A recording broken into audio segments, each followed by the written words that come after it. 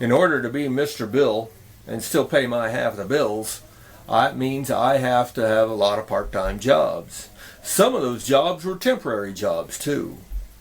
I think about the most famous temporary job I ever had, and one of the toughest jobs for sure and for certain was out here west of McCook. They were in widening the bridges. Okay.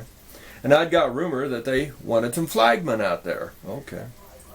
So I went out there and I saw the boss. I walked up to him and I said, I'd like a job, flagging for you if you don't mind. And he looked over at me and he said, no, you're white. What? I don't always hear well with a bad ear. And he said, you're white. White people don't work. I won't hire you. Wow. And so I said, well, I'm sorry, sir, that you quite apparently had trouble with white folks working, but I assure you I'll do the job you want. He said, no. No. And he turned around and was talking to the other guy then. Okay.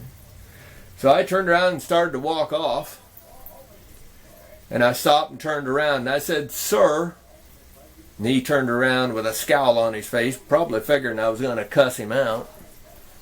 And I said, your fault, my fault, nobody's fault.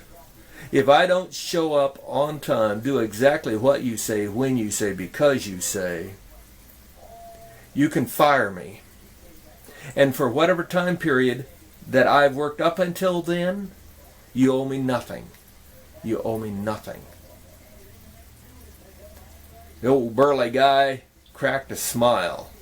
He said, nobody's ever said that to me before. He said, you're hired. Okay.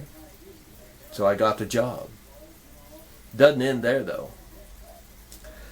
The first day standing out on that pavement was something that I had not expected, how tough that was.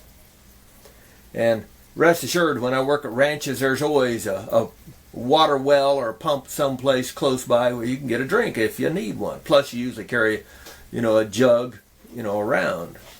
Well, I just grabbed a small little 32-ounce cup. Figured that'd get me by. Wasn't thinking. And rest assured that water was gone real early in the morning. And whoa, this is going to be tough.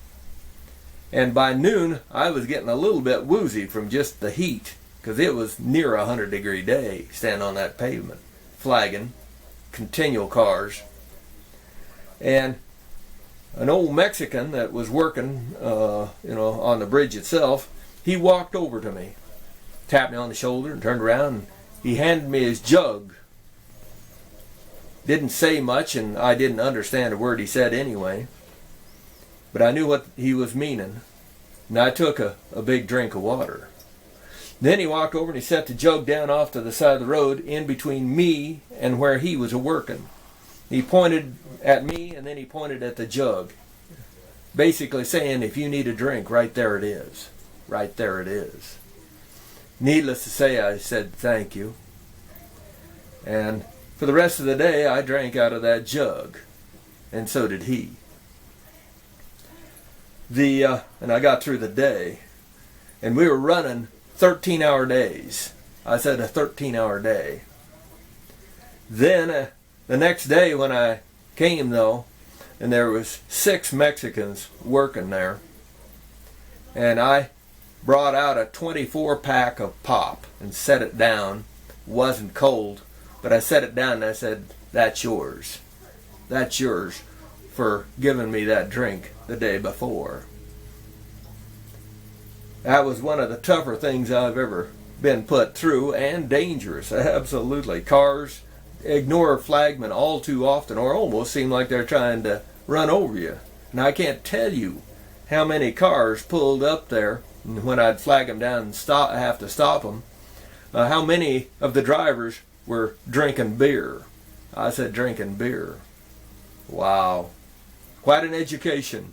Again, a part-time job, had a bunch of them, but that was one of the temporaries that still makes me cringe. How hot it was, and how hard it was to get the job, and how a man that had never met me before, a different race, couldn't even speak the same language, knew I was in trouble and helped me.